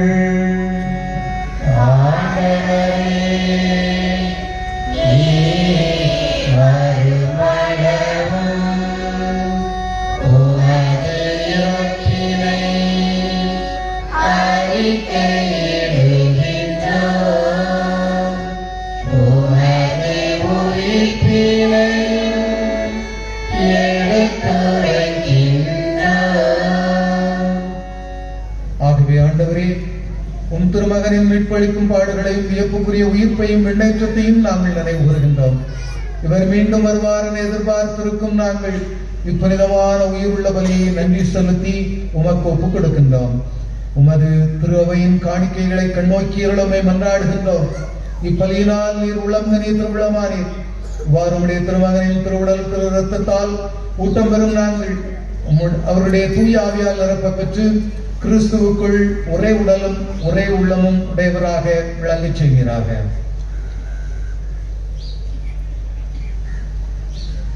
இவரே எங்களை உமக்கு என்றும் காணிக்கையாக்குவாராக. இவ்வாறு உம்மால் தேர்ந்து கொள்ளப்பட்டவர்களோடு முதலாக புனிதமிக்க கண்ணையும் கடவுளின் தாயுமான மரியா, அவருடைய கணவரான புனித யோசேப்பு, புனித திருத்தூதர்கள், மாட்சிமிகு மறை சாட்சியர், இன்று நாங்கள் விழா எடுத்து கொண்டாடுகின்ற கோடி அற்புத அந்தோணியார் மற்ற புனிதர்கள் அனைவருடனும் நாங்கள் உரிமை பெற்றிற்கு தகுதி உடையோர் ஆகுவோமாக. இவர்களை வேண்டதால் நாங்கள் என்றும் உமது உதவியை பெறுவோம் என உறுதியோடு இருக்கின்றோம்.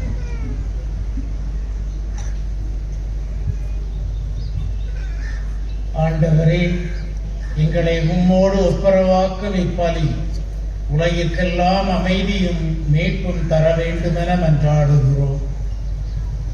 இவ்வுலகில் பயணம் செய்யும் உமது திரு அவையை சிறப்பாக அடியாராகி எங்கள் திருத்தந்தை இல்லையோ, எங்கள் ஆயர் ஸ்டீபன், ஏனைய ஆயர்கள், திருநிலையினர், உமக்கு சொந்தமான மக்கள் ஆகிய அனைவரையும் நம்பிக்கையிலும் அன்பிலும் உறுதி பெற செய்வீராக. நீர் விரும்பியபடி உமது திருமுன் நிற்கின்ற விசுவாசபுரம் இறை சமூகத்தின் வேண்டல்களுக்கு கனிவுடன் செவிசாய்த்தருளும். அனைவருக்கும் தேவையான நல்ல உடல் நலத்தை, குடும்பங்களில் அமைதியும் ஒற்றுமையும், வாழ்வுக்கு வேண்டிய எல்லா செல்வங்களும் தொழில் வளங்களையும் வாரி வழங்கி மக்களை ஆசீர்வதிப்பீராக. கனிவுள்ள தந்தையே, எங்கும் சிதறிந்திருக்கும் உம்முடைய பிள்ளைகளை கனிவுடன் உம்மோடு சேர்த்து கொள்ளும்.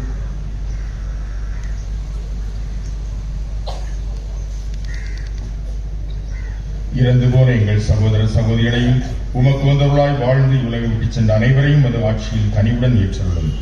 நாங்களும் அங்கு வந்து சேர்ந்து அவர்களோடு உமது ஆட்சியால் இன்றும் மன்னை அடைவோமென எங்கள் ஆண்டவராகிய கிறிஸ்து வழியாக எதிர்நோக்கி இருக்கிறோம். இவர் வழியாகவே உங்களுக்கு எல்லா நன்மைகளையும் வழங்குகின்றேன்.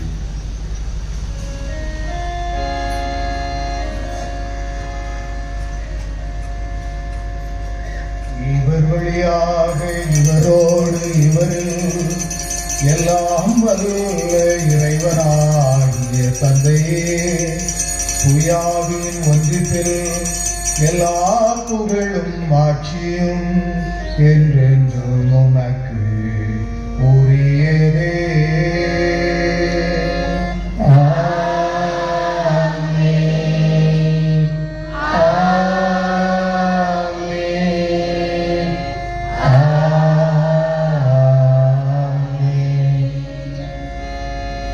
கடவுளை நம் தந்தையர் அழைக்க இயேசு நமக்கு கற்பித்தான். எனவே நாம் அனைவரும் இணைந்து பாடுவோம். மனுரையும்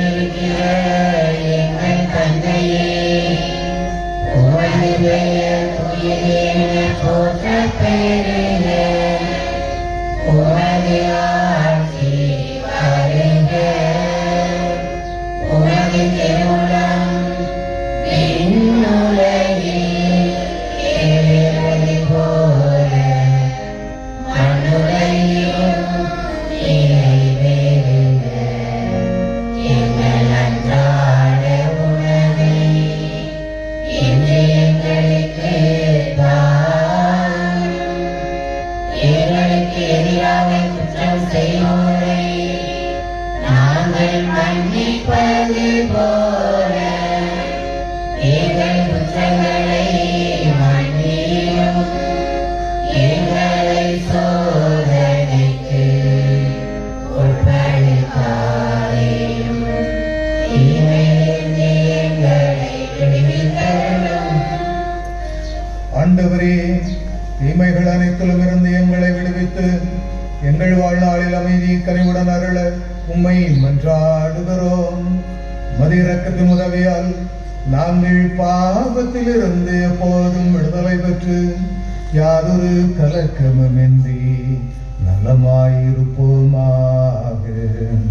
நாங்கள் எதிர்நோக்கி இருக்கும் பேரின்பத்துக்காகவும் எம் மீட்பராகிய இயேசு கிறிஸ்துவின் மறுவருகைக்காகவும் காத்திருக்கின்றோம். ஆட்சியும் வல்லமையும் மாட்சியும் என்றென்றும் உமதே. ஆண்டவராகிய இயேசு கிறிஸ்துவை அமைதியை உங்களுக்கு விட்டுச் செல்கிறேன், என் அமைதியையே உங்களுக்கு அளிக்கிறேன் என்றும் திருத்தூதர்களுக்கு மொழிந்தீரேன். எங்கள் பாவங்களை பாராமல் திரு அவையின் நம்பிக்கையை கண்ணோக்கி மது திருவிழத்திற்கேற்ப அதற்கு ஒற்றுமையையும் அமைதியையும் அளித்தருள்வீராக. என்னென்றும் வாழ்ந்து ஆட்சி செய்கின்றவர் நீரே. ஆமென். ஆண்டவருடைய அமைதி உங்களோடு என்றும் இருப்பதாக. உம் ஆன்மாவோடும் இருப்பதாக. ஒருவருக்கொருவர் ஆண்டவர் இயேசு தந்த அமைதியை அன்பின் வாழ்த்துக்களாய் பகிர்ந்து கொள்வோம். அன்பின் வாழ்த்துக்கள்.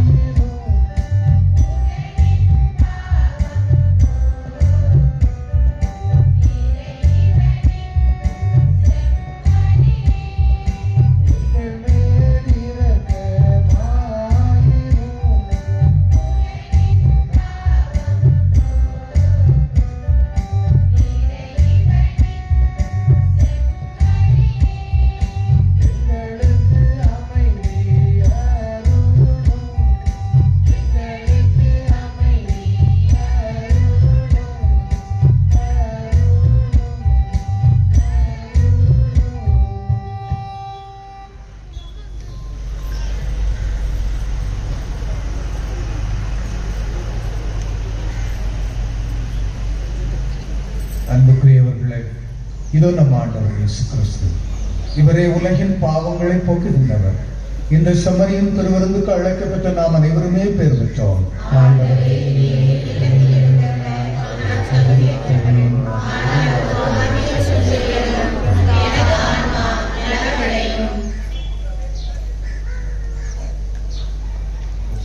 திருவிழாவின் திருரத்தமும் நமக்காக முக்கிய வாழ்வளிப்பதாக.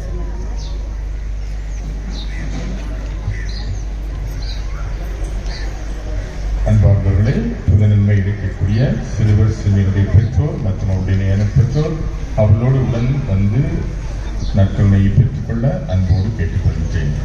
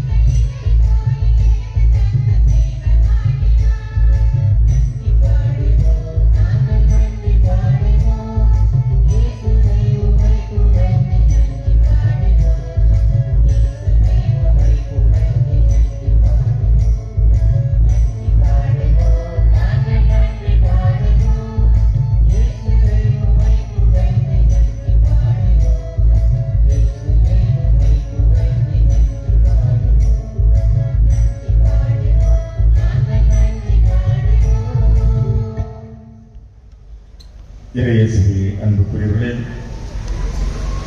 உங்கள் ஒவ்வொருவருக்கும் அருமையான இந்த நாளிலே என்னுடைய சார்பாகவும் நம்முடைய உதவி பங்கு தந்தை சார்பாகவும் இங்கு வந்திருக்கின்ற அருட்தந்தைகள் சார்பாகவும் என்னுடைய அன்பார்ந்த திருவிழா நாள் வாழ்த்துக்களை நம்முடைய கரவொலி மூலம் மகிழ்ச்சியோடு ஒருவருக்கொருவர் நாம் தெரிவித்துக் கொள்வோம்.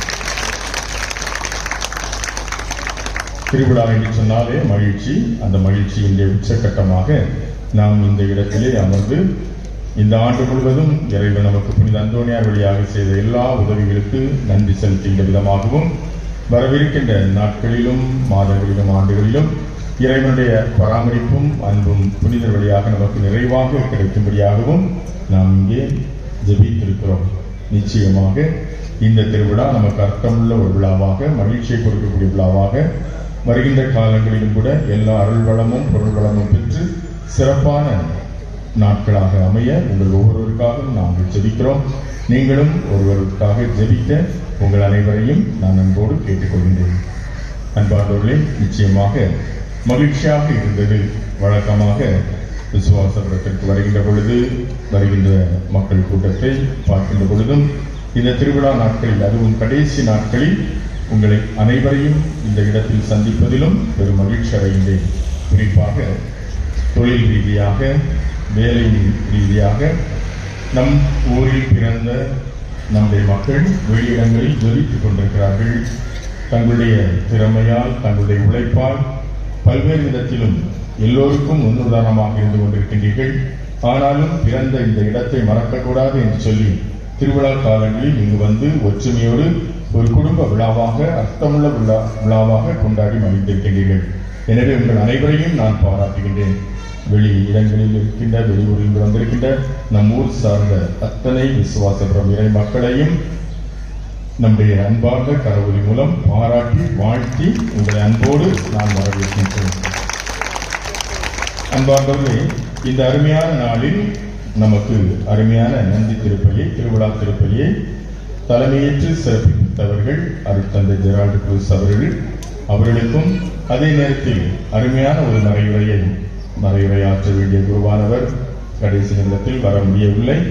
எனவே அவர்களுக்கு பதிலாக நேற்றுதான் தந்தையரிடம் சொன்னேன். அவர்கள் உடனடியாக மனம் வந்து நான் மறையுரையாற்றுகிறேன் என்று சொல்லி இன்முகத்தோடு ஏற்றுக்கொண்டார்கள். அருமையான ஒரு இறை சிந்தனையும், அந்தோனியார் எவ்வாறு இறைவனோடு இணைந்திருந்தார், இறைவனோடு தான் சேர்ந்து பயணிப்பதாக அவர் தன்னுடைய ஜபத்தின் மூலம் இணைந்திருந்தார். அதன் அடையாளமாக எண்ணற்ற புதுமைகளை செய்தார். ஜபம்தான் அவருக்கு புதுமையை மக்களுக்கு கொடுக்க வைத்தது என்பதை பற்றி அருமையாக சொல்லி புனிதர் வழியாக இறையருளை சிந்திக்க வைத்தார்கள். எனவே கடைசி நிமிடமாக இருந்தாலும் சிறப்பானது ஒரு இறை சிந்தனையை கொடுத்த அருட்தந்தை லியோன் அவர்களுக்கும் என்னுடைய சார்பாகவும் உங்களுடைய சார்பாகவும் நன்றியை தெரிவித்துக் கொள்கின்றேன். அதே நேரத்தில் அருமையான இந்த குழந்தைகளை நல்ல முறையில் தயாரித்த அருட்சகோதரி எமிலி அவர்களுக்கும் மற்ற அருட்சகோதரிகளுக்கும் என்னுடைய நன்றியை நான் தெரிவித்துக் கொள்கின்றேன். பாடகர் குழுவினர் இன்னும் இந்த பீடத்திலே பல்வேறு விதமான உதவிகளை செய்து கொண்டிருக்கக்கூடியவர்கள், உபதேசியர் எல்லோருக்கும், அதே நேரத்தில் பாடகர் குழுவை வழிநடத்திய பிரதர் ஜெயஸ்ராஜ் அவர்களுக்கும், இன்னும் இந்த வழிபாடு சீரும் சிறப்புமாக அழகாக நடைபெறுவதற்கு ஒத்துழைத்த எல்லா நல்லுள்ளங்களுக்கும் நம்முடைய கரவொலி மூலம் அன்பார்ந்த நன்றியை நாம் தெரிவித்துக் கொள்கிறோம். அன்பார்களே, இந்த நாட்களில், திருவிழா நாட்களில், அதே நேரத்தில் கடைசி நாட்களிலும் கூட சிறப்பானதொரு நிகழ்வாக இந்த திருவிழா நடைபெறுவதற்கு உங்களுடைய நன்கொடையாலும் வரியாலும் நீங்கள் சிறப்பு செய்திருக்கின்றீர்கள். எனவே நன்கொடை வழங்கிய, வரி கொடுத்த உங்கள் ஒவ்வொருவருக்கும் என்னுடைய நன்றியையும், அதே நேரத்தில் இந்த திருவிழா நல்ல முறையில் நடைபெறுவதற்கு எல்லா விதமான உதவிகளையும் செய்த நிர்வாகத்தினர், இன்னும் இந்த திருவிழாவுக்கு தேவையான எல்லா காரியங்களையும் கொடுத்து உதவிய ஏராளமான அன்பளிப்பாளர்கள் ஒவ்வொருவருக்கும் நம்முடைய கரவொலி மூலம் அன்பார்ந்த நன்றியை தெரிவித்துக் கொள்வோம்.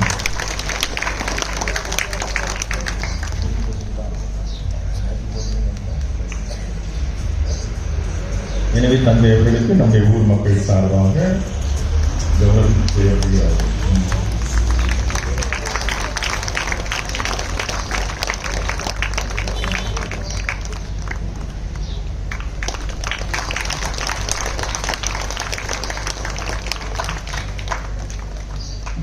இந்த அருமையான நிகழ்வுகளை ஒளிபரப்பு செய்து கொண்டிருக்கின்ற நண்பருக்கும் இன்னும் புகைப்படம் எடுத்தவர்களுக்கும் என்னுடைய நன்றியை நான் தெரிவித்துக் கொள்கிறேன். அன்பார்ந்தவர்களை, ஒலி அமைத்துக் கொடுத்தவர்கள், இன்னும்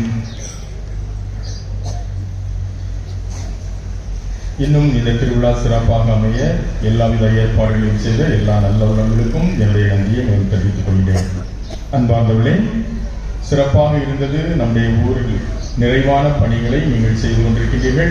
வெளியிடங்களில் இருந்தாலும் இந்த இடத்தில் ஆலயம் சார்ந்த பணிகள் சிறப்பாக நடைபெறுவதற்கு உங்களுடைய தாராளமான நன்கொடைகளை நீங்கள் வழங்கி சிறப்பித்துக் கொண்டிருக்கின்றீர்கள். குறிப்பாக நான் பார்க்கின்றேன், நான் வருகின்ற நாட்களில் நீங்கள் தனிப்பட்ட முறையிலோ அல்லது இணைந்தோ நீங்கள் பல்வேறு விதமான வளமான நலமான காரியங்களை ஆலயத்திற்காக செய்து கொண்டிருக்கின்றீர்கள். அன்பார்ந்தவர்களே, நம்முடைய ஆலயமும் பராமரிக்கப்பட வேண்டியிருக்கிறது. அது நம் எல்லோருக்குமே நன்றாக தெரியும். அதுவும் நாம் 2027 ஆண்டிலே 60வது நம்முடைய கோயில் அபிஷேகம் செய்யப்பட்டு 60வது ஆண்டை நாம் துவக்க இருக்கின்றோம். 67வது ஆண்டு நம்முடைய ஆலயம் அபிஷேகம் செய்யப்பட்டதாக சொல்லப்பட்டது. எனவே 2027 ஆண்டு நாம் 60வது ஆண்டினை நாம் சிறப்புற நாம் தொடங்க இருக்கின்றோம்.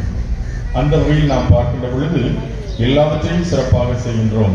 நம்முடைய தேரானது புதுப்பிக்கப்பட்டிருக்கிறது, அந்த தேர் பறையானது புதுப்பிக்கப்பட்டிருக்கிறது, கொடிமரம் புதுப்பிக்கப்பட்டிருக்கிறது, எல்லாமே அன்பர்களால் புதுப்பிக்கப்பட்டுக் கொண்டிருக்கிறது.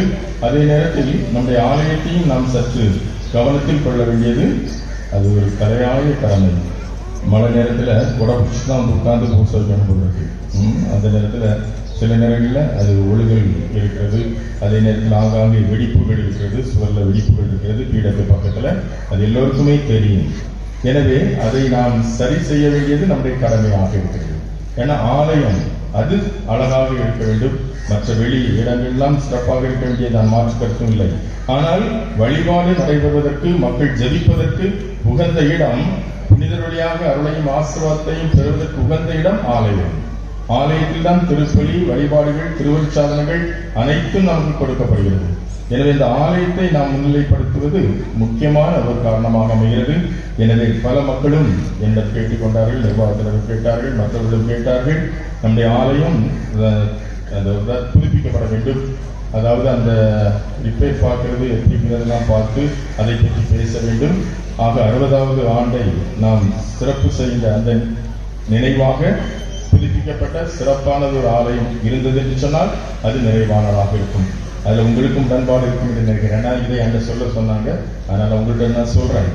அதனால ஆலயம் புதுப்பிக்கப்பட வேண்டும். அந்த ஆலயத்தினுடைய எல்லா குறைபாடுகளும் நிவர்த்தி செய்ய வேண்டும் என்பது உங்கள் எல்லோருடைய எண்ணமுமாக இருக்கிறது. எனவே இது சம்பந்தமாக என்னுடைய தலைமையில் நாளை திங்கட்கிழமை காலை 10 மணிக்கு ஊர்க்கூட்டம் ஒன்று ஏற்பாடு செய்யப்பட்டிருக்கிறது. எனவே யாரெல்லாம் ஃப்ரீயா இருக்கீங்களோ, இந்த ஆலயம் சிறப்பாக அமைய வேண்டும் என்று விரும்புகிறீர்களோ அவர்கள் அனைவருமே இந்த கூட்டத்தில் பங்கெடுக்க உங்கள் அனைவரையும் நான் அன்போடு கேட்டுக்கொள்கின்றேன். உங்களுடைய மேலான எண்ணங்களையும் கருத்துக்களையும் நான் அன்போடு எதிர்பார்க்கின்றேன். 60வது ஆண்டை நாம் கொண்டாடுகின்ற நேரத்தில் சிறப்பு எல்லா நிகழ்வுகளும் அமைய உங்களுடைய முழு ஒத்துழைப்புகளையும் அன்போடு நான் எதிர்பார்க்கின்றேன். மீண்டும் ஒரு முறை உங்கள் அனைவருக்கும் திருவிழா வாழ்த்துக்கள். நான் எப்பவுமே சொல்றது, ஆண்டவரே சிந்தை ஜெபம். தந்தாய் நாம் ஒன்றாய் இருப்பது போன்று நம்மிடம் ஒப்படைக்கப்பட்டவர்களும் ஒன்றாய் இருப்பார்களாக. இந்த ஜெபம் தெரியுமா உங்களுக்கு? ஆண்டவரேசு அவ்வப்போது தனிமையாக சென்று ஜெபிக்க செல்வார்.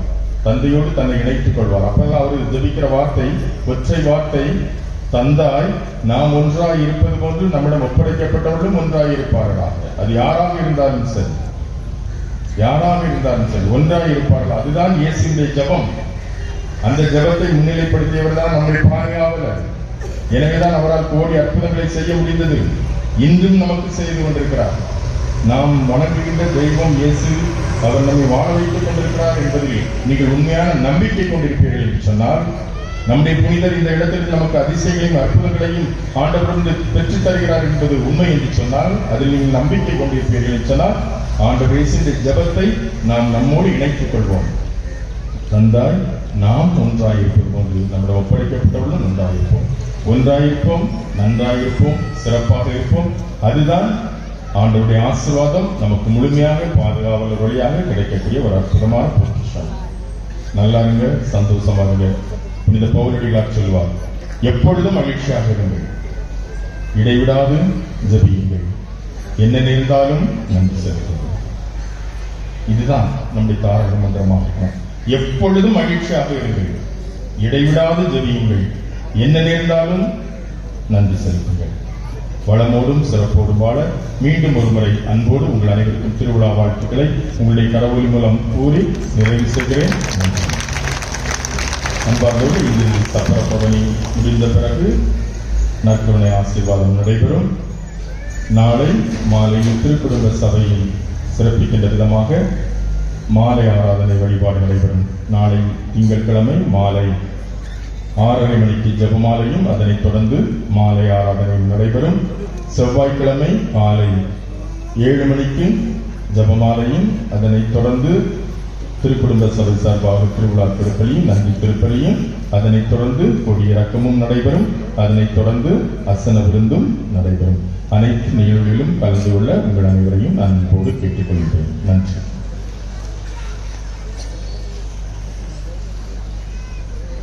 அன்புக்குரியவர்களே, பங்கு தந்தை எல்லாருக்கும் நன்றி சொன்னாரு. அதனால் ஒருவரை மறந்துட்டார், அவரையும் மறந்துட்டார். அதனால் அவருக்கு நம்ம புதிய கரோலியை எழுப்பி அருமையாக இந்த திருவிழாவை நடத்தி கொண்டதற்காக 10 நாட்கள் நமக்காக கொடுத்ததற்காக ஒரு ஊரார் அவருக்கு ஒரு கொண்டாடை போட்டி சிறப்பிக்கின்றார்கள்.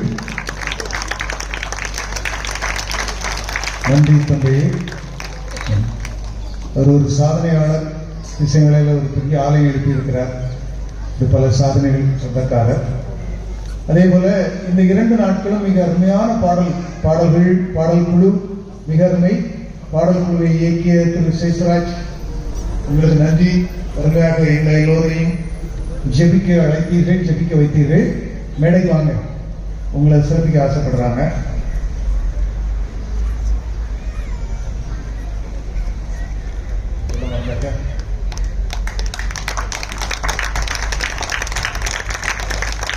அன்பார்ந்தவர்களே, விசுவாச பரப்புதல் ஞாயிறு காணிக்கையானது ஒவ்வொரு ஆண்டும் திருவிழாவின் போது பிரிக்கப்படும் என்று கேள்விப்பட்டேன். அதை சொன்னார்கள்.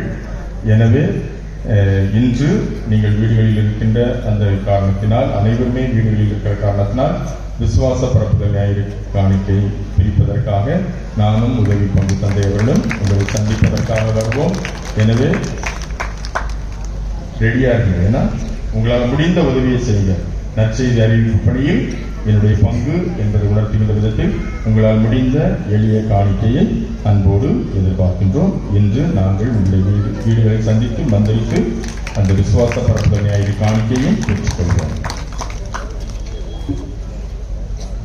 எழுந்து நிற்போம். நன்றியுடன் மன்றாடுவோம். ஆண்டவரே, இத்திருவிருந்தின் ஆற்றலால் புனித அந்தோனியாரின் எடுத்துக்காட்டை பின்பற்ற மதலம்பில் என்றும் எங்களை வழி நடத்தியருளும். எங்களில் நீர் தொடங்கிய இந்த நற்செயலை இயேசு கிறிஸ்து வரும் நாள் வரை நிறைவு கேட்டு செல்வீராக. என்றென்று வாழ்ந்து ஆட்சி செய்கின்ற அவர் வழியாக உம்மை மன்றாடுகிறோம்.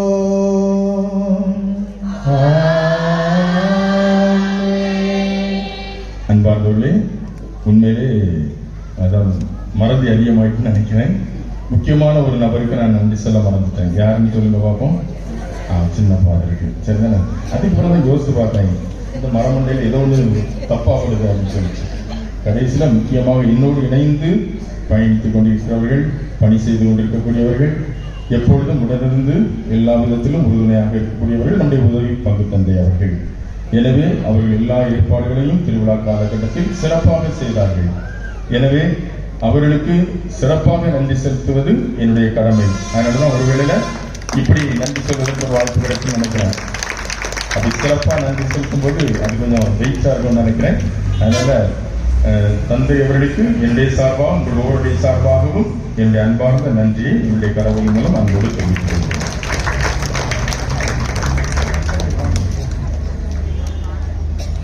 மக்களுக்கு ஒரு பாராட்டு. நான் சின்ன பையனாக இருக்கும் பொழுது அங்கே கோயில் இருந்தது. அப்போதிலிருந்து எனக்கு தெரியும். அங்கே அந்த கோயில் இருக்கும்போது க்ரூஸ் அடிக்கடி இருக்கும் பொழுது நான் ஆட்டு பாய எப்பவும் கூட வருவேன். அதுக்கப்புறம் இந்த கோயில் கட்டினதுன்னு தெரியும். அதனால் நான் உங்களுக்கு உண்மையிலே நான் ஒரு பாராட்டு சொல்ல வேண்டும் என்றால் நேற்று நடைபெற்ற நற்கருணை பாதை அருமையாக இருந்தது. அருமையாக இருந்தது. நிறைய பேர் இங்கே உட்கார்ந்துருப்போம், பல ஊர்களை ஊர்லன்னு தான். ஆனால் ஒரு ஆளுகள் எல்லாரும் பவனில் வந்தார்கள். ஆண்கள், பெண்கள், சிறுவர்கள் எல்லோரும் பவனில் வந்தார்கள். அருமையாக பக்தியாக இருந்தது. உங்களுக்கு என்னுடைய பாராட்டுகள். அதை விட பாராட்டு என்னுடைய மனதை கவர்ந்தது என்ன என்றால், நம்முடைய பவனி மற்ற மதத்தை சார்ந்தவர்களுக்கு ஒரு சான்றாக அமைந்தது. இந்த காணல் எல்லாம் போகும் பொழுது பிற மதத்தை சார்ந்தவர்கள் அருமையாக அந்த நற்கருணை பவனியை பார்த்து ரசித்தார்கள். உண்மையிலே அவர்களும் ஆசீர்வதித்திருப்பார்கள். ஆகவே நம்முடைய பவனி மிக அருமையாக அமைந்திருந்தது. அது ஆண்டவருடைய ஆசையின் அடையாளம். அதே போல ஃபாதர் சொன்னது போல அடுத்தளவு கோயிலை நம்ம ரிப்பேர் பண்ணிடணும். 60 வருஷம் ஆயிட்டு. ஒருவேளை அது எங்கே நல்லா தானே இருக்குன்னு நினைப்பீங்க. மக்கள் இருக்கிற பகுதி அருமையா இருக்கு. நீங்க யாராவது அங்கே வந்து பார்த்தீங்கன்னா தான், பின்னால வந்து பார்த்தீங்கன்னா தான் உங்களுக்கு தெரியும். ஆக பின்னால ஒரு பெரிய குறை இருக்கின்றது. இந்த பீடத்துலலாம் கிரானைட் போட்டு வச்சிருக்கீங்க. கிரானைட் அருமையா இருக்கு. ஆனா அந்த பின்னால போய் பாருங்க, இந்த கிரானைட் எல்லாம் உடஞ்சிருக்கு. ஏன்னா தரம் இறங்கிட்டு இருக்கு, சோதனை விரிஞ்சிட்டு இருக்கு. அதனால் தயவு செய்து தாராள மனதோடு நீங்கள் எவ்வளவு பெருந்தன்மையாக உங்களுடைய நன்றியை வெளிப்படுத்துகிறீர்களோ கடவுள் அதற்கு ஏற்றாற்போல உங்களை ஆசீர்வதிப்பார். கடவுள் உங்களை ஆசீர்வதித்திருக்கிறார். நான் சின்னதிலிருந்து பார்க்கிறேன். 1960 இப்போ 250 வருஷம் ஆயிட்டு எனக்கு தெரியும். அப்போ ஊர் அங்கே கொஞ்சம் அவ்வளோதான், இந்த கோயில் மட்டும்தான். இப்போதான் நான் நேற்று நற்கருணை கோயில் வரும்போது அந்த கோயிலை பார்த்தேன், பழைய இருந்த இடத்தை. ஆனால் நாம் எவ்வளவு விரிவடைந்திருக்கிறோம், வளர்ச்சி பெற்றிருக்கின்றோம். கடவுள் நம்மை தொடர்ந்து ஆசீர்வதிப்பார். அனைவருக்கும் என் இதையே பாராட்டுங்கள்.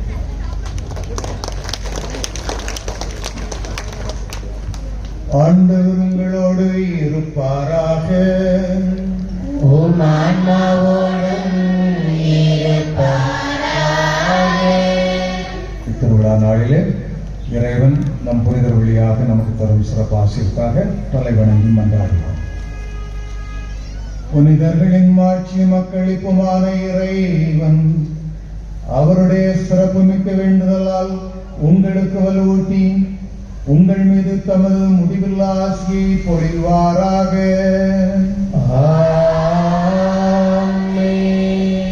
நீங்களும் புனித அந்தோனியாரின் பரிந்துரையால் இம்மாயில் தீமைகளிலிருந்து விடுதலையும் அவருடைய புனித வாழ்வின் எடுத்துக்காட்டினால் பயிற்சியும் பெற்று இறைவனுக்கும் சகோதர சகோதரிகளுக்கும் பணி செய்வதில் என்றும் கருத்தூங்கியவர்களாய் காணப்படுவீர்களாக.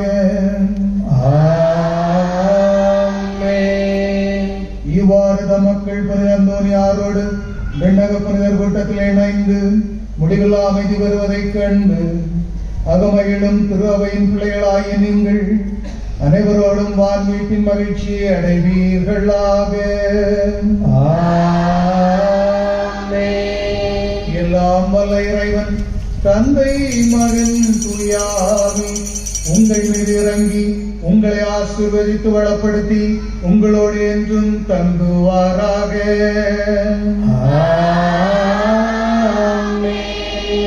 புனித அந்தோனியாரின் பரிந்துரையால் வளம் பெற்று சென்று வாழ்வோம். திருப்பலி நிறைவேறிற்று. இறைவனுக்கு நன்றி. அன்புக்குரியவர்களே, திருவிழாவை நிறைவு செய்கின்றோம். நம்புங்கள், ஜெபியுங்கள், நல்லதே நடக்கும். இதுதான் அந்தோனியாருடைய ஆலயங்களில் ஒலிக்கின்ற ஒரு தாரக மந்திரம். அதை மனதில் இருத்தியவாறு நம்புவோம், ஜெபிப்போம். புனித அந்தோனியார் வழியாக நல்லதே நடக்கும் என்ற நம்பிக்கையோடு இந்த திருவிழாவை நிறைவு செய்வோம். கடவுள் புனித அந்தோனியார் வழியாக உங்களையும் உங்கள் குடும்பங்களையும் ஆசீர்வதிப்பார்.